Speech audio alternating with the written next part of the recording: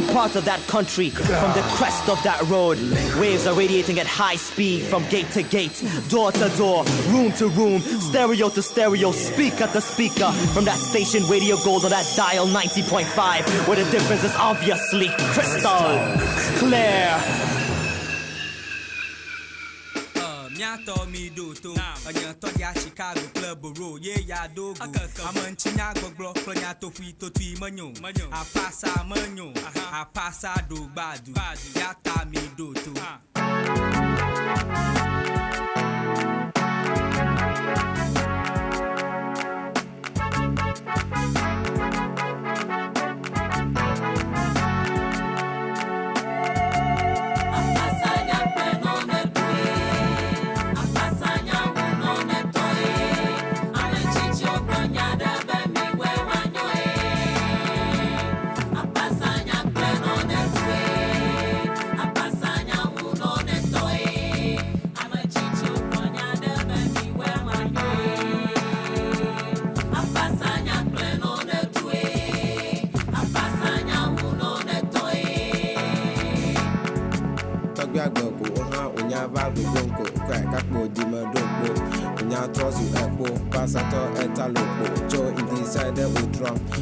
Tozu telefu kedoko masefifo kogoto kata sibo wavokata hambo tozu pasa kuka pasa toji donawo manyina butama devokata na dewo fatuna ni homen afina nyeblem eta ko machifu pasa to me de kuku anenye hamafu onuma kata kuku abe American Volvo akema nusemo ijina wapasa ene makunachi ododio Ododio.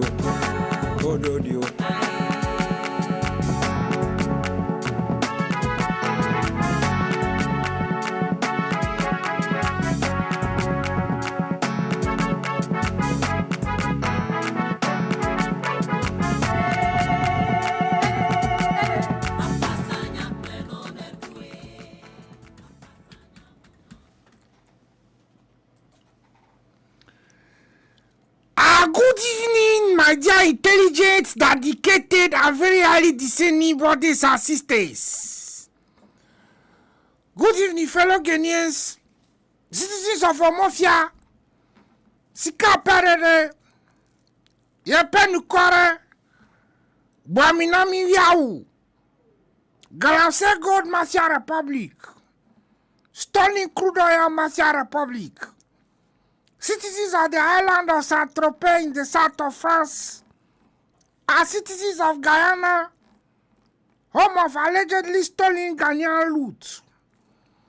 I thank you all as always for choosing your power station, Radio Gold 0.5 FM and Ahuta 92.3 FM at this time to listen to the effusions of a complete villager. My name is Efo Daoubida Kosivi Kosi Konkonsa Achka. And I am the bold, fearless, no-nonsense, but very highly objective grandson of the great Tagbi Wanya for Tagbi in the great water region of Ghana, or whatever is left of it. This evening, too, as always, I have a few things to talk about, though. So help me God. My dear brothers and sisters, you all know that me, Konkonsa, I am a man of many parts, so I can give you a small idea about anything from archaeology to zoology. True. My brother allow me to blow my own horn swallow. So one of the things I like is football. I try to follow everything that goes on in that space. Naturally, it enjoys me to watch highlights and all those things. So when I was watching the highlights of a particular Champions League match, and then the names of one of the teams caught my attention. The name of that team was Brest. Bresto. It is spelled B-R-E-S-T, Brest. True. I later found out that his actual name is Stade Brestois 29. and is based in a French city called Brest. I said, true. The interesting things that language can do. Somehow, my thoughts wandered to the makeup room of GTV or true.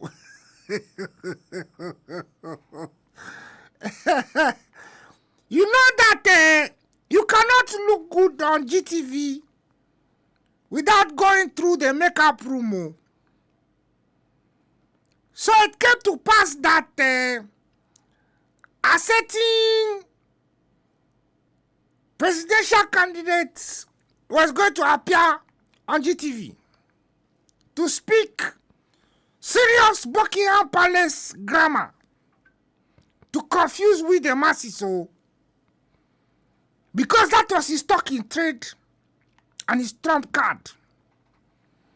It is said that as a young lawyer who appears to have been called to the bar alone and who allegedly has no classmates in the law fraternity because nobody has ever come out to say they were mates with him, he got a lot of judgments because of the Buckingham Palace accent to Cho. It was said that the judges just loved to hear him speak Ocho.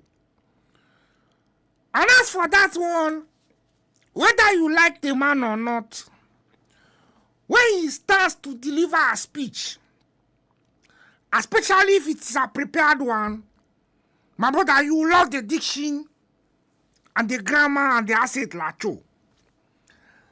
Anyway, Oga went to the makeup room and set a record there. After they finished applying the makeup to his face, he did some deft move. And then within a few seconds, the man ended up fondling somebody's breast, lacho. So when I was thinking of the football team breast, my mind went there.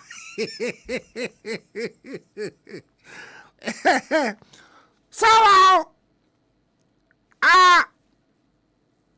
a video was captured of the whole incident,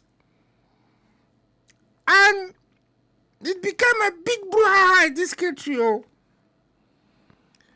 And people tried all kinds of moves to downplay the incident, but it became a very big deal. Anyway, in spite of all these funny issues, indiscretions, and all those funny things that we the people used to hear, a group of people got together and carefully created the image of an astute, no-nonsense human rights lawyer who was too old to steal, who was coming to protect the public purse, to build a strong, resilient economy, to build a strong currency, and to turn this country into a paradise within 18 months. Oh. My brother, after 18 years of being handed power, 8 years. Okay, 4 years. Because the second 4 years were stolen, and they almost even tried to steal another 4. And we the people were vigilant. But after 8 years, we the people now began to understand why different people, Dr. Nyaonya Otamaklo, Alaja Suma Banda, Maxwell Kofi Juma, and Nana Kofi Kumsin, warned we the people about this person and told us that it would be a very, very big mistake to give them the chance to run this country. Oh. They are being vindicated because this person has turned out to be a ruthless, vacuous, immoral, clueless, spineless dictator. One who took this country to the dogs, lah.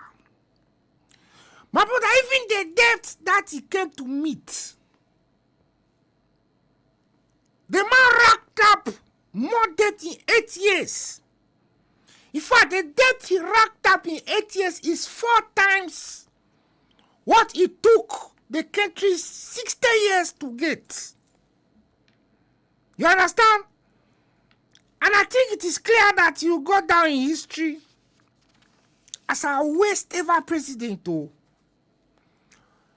Anyway, we the people are watching to see whether the powers that be will be finding ways to cause his finance minister, and the 2 other people who were running this country to come and speak to the stewardship of this country, starting with the $2.25 billion bond, allegedly tainted with insider trading, culminating in a scam involving a company called Franklin Templeton, all the way to the COVID-19 money, to such scams as the amount of money it costs to draw graffiti on interchanges in the capital, the money it costs to cook for athletes during the All-African Games for just 2 weeks, and the ambulance scam, among several other things. So, which brings me to the next thing that I've got to talk about. Hopefully, but then, whatever you do, you can support football teams like Brest if you want, but avoid fondling the breasts of people's wives in makeup rooms. So, hey,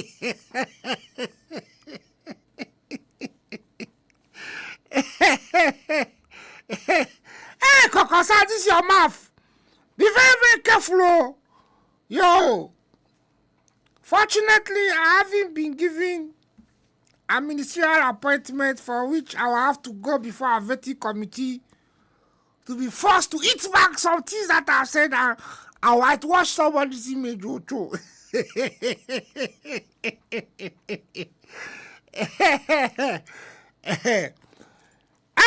dear brothers and sisters,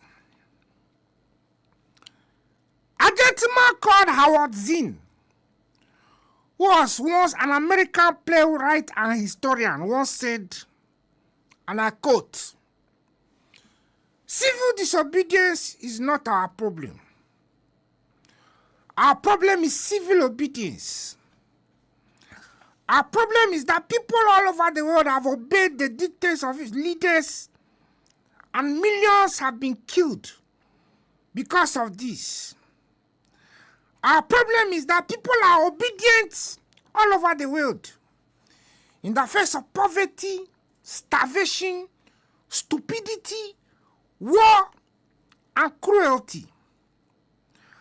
Our problem is that people are obedient while the jails are full of petty thieves, while the grand thieves run the country. That is our problem." Maybe I should repeat it. Our civil obedience is not our problem. Our problem is civil obedience. Our problem is that people all over the world have obeyed the dictates of leaders, and millions have been killed because of this.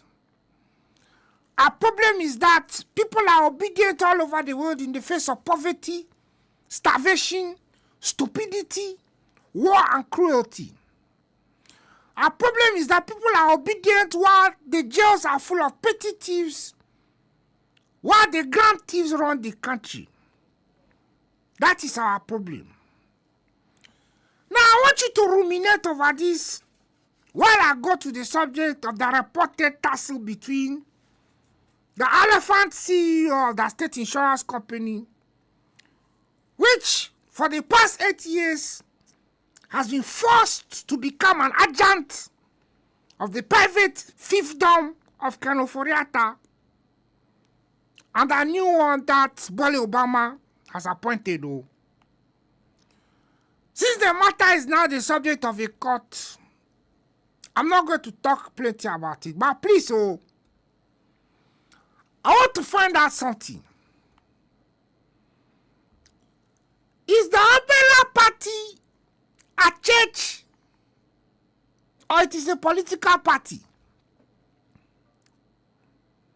Is the umbrella party a religious organization or it is a political party? Has the umbrella party been suffering from civil obedience all this while?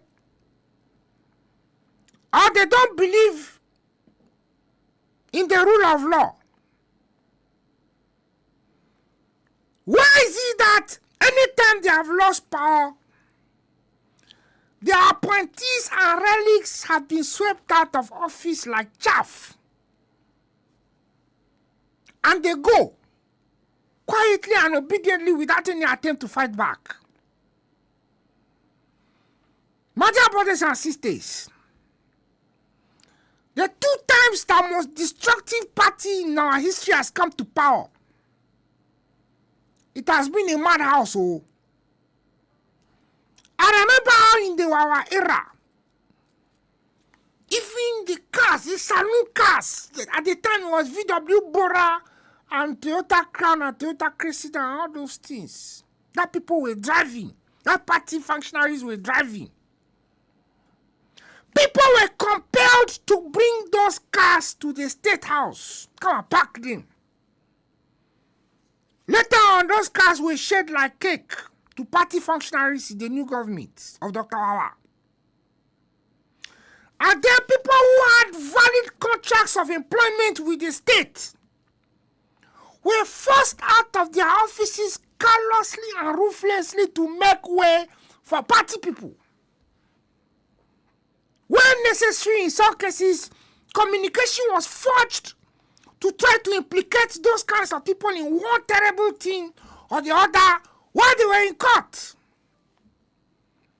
My brother, I heard a very harrowing story of 2 staff of a government organization who were framed up and arrested on charges of plotting and an assassination in that government agency.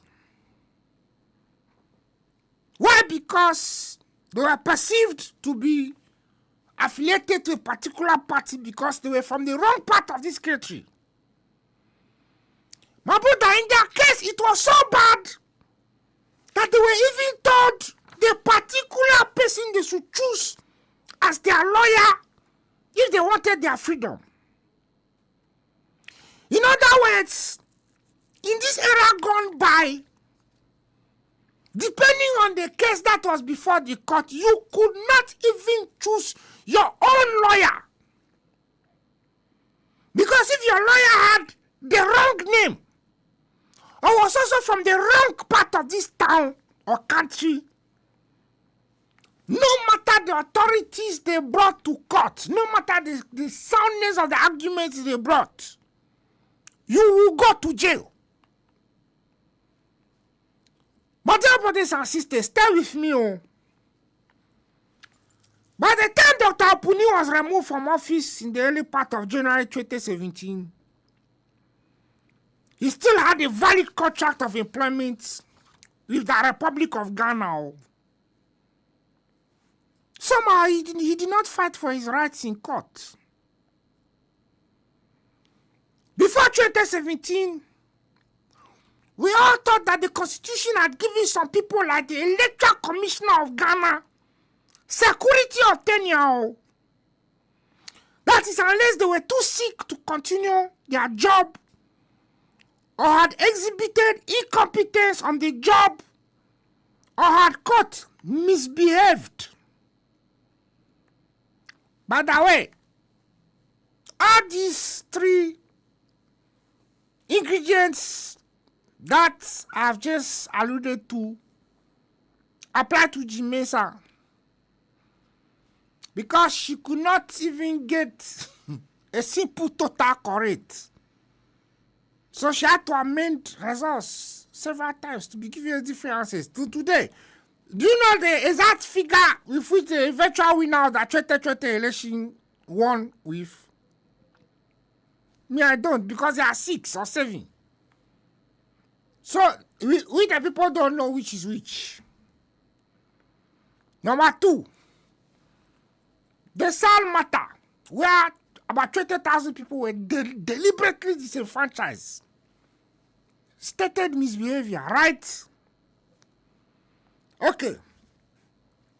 Charlotte had supervised a beautiful election which had brought Yanum to power. Yet they found a way of trumping up charges. Note that the individual who wrote the petition against the woman, which was eventually used to remove her, could not speak a word of English. Yet the person purported to write a petition to remove the IC boss. And they did. She too started legal proceedings in the matter and then abandoned it. Was she exhibiting civil obedience? Or she was advised to back down? Why didn't Charlotte fight back when she was removed unjustly and unjustifiably? Again, Nashiru Isaaku and Mauli Agbeshi of the Bank of Ghana and Ghana Commercial Bank respectively both had valid contracts with the state. In the case of the Bank of Ghana, there is even a tenure of office. Every governor has a particular tenure. It is alleged that they were both called by the Minister of Finance at the time and told to resign. They also did not fight back. They both went away quietly.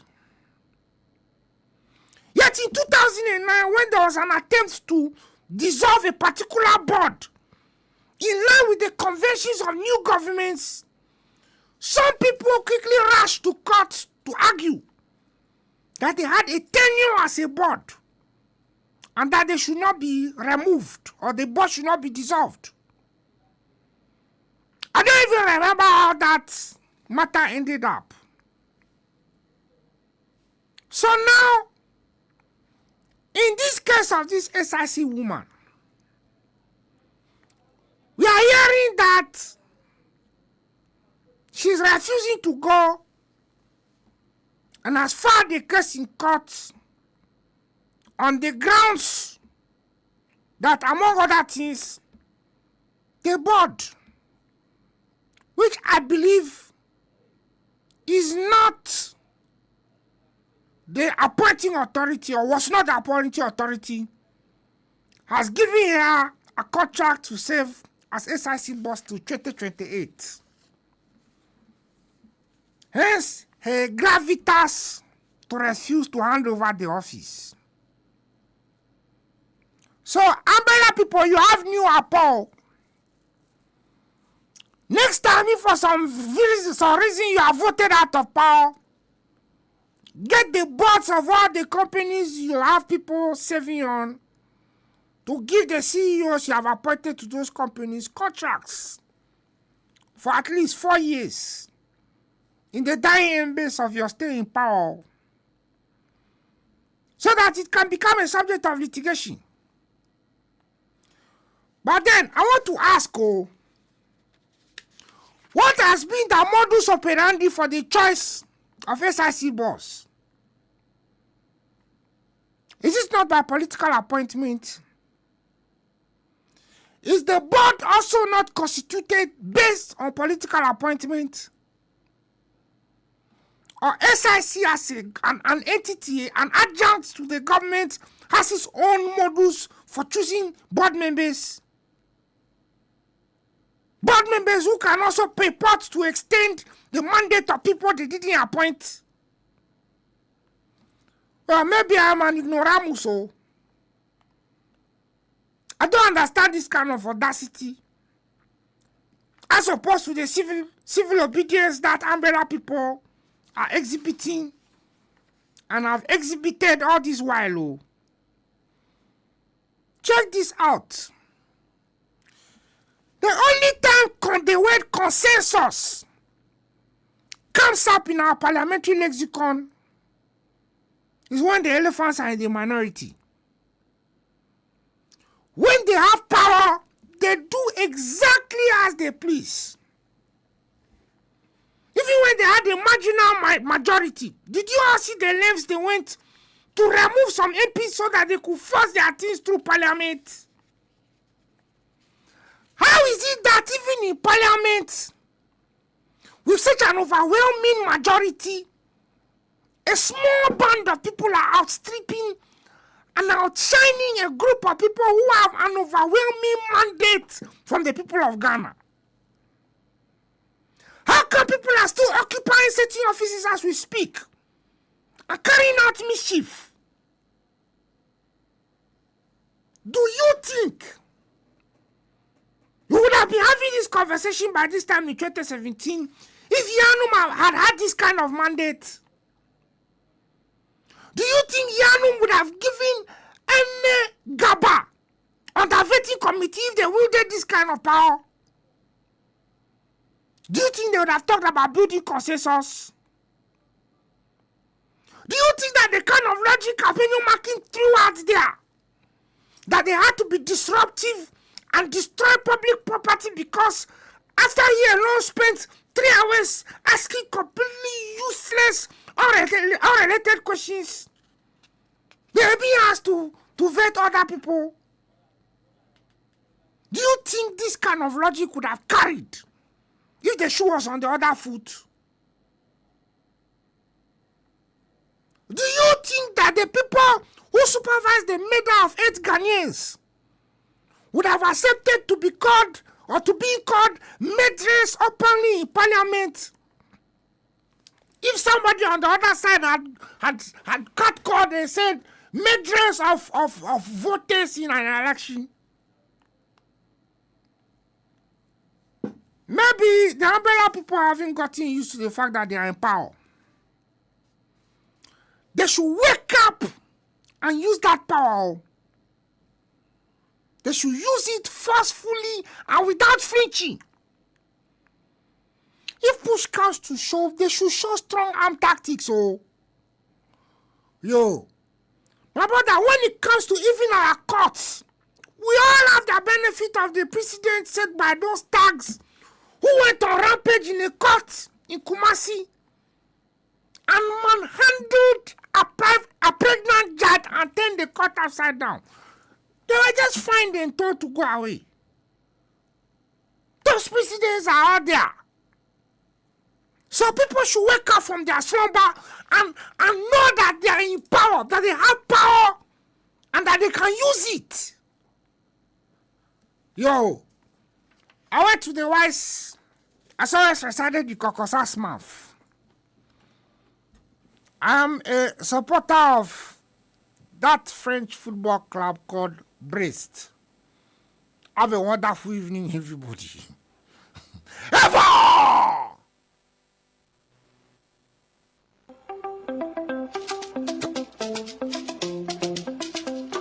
Hi, my name is Ni Ashalokai. Join me this and every Monday from 6 to 7 p.m. on Knowing the Law right here on your power station Radio Code 90.5. Knowing the Law is proudly brought to you by Borges Olive Oil, your very best always. When plus 400, your one-stop dewormer, Alpha Gallic capsules, keeps you younger.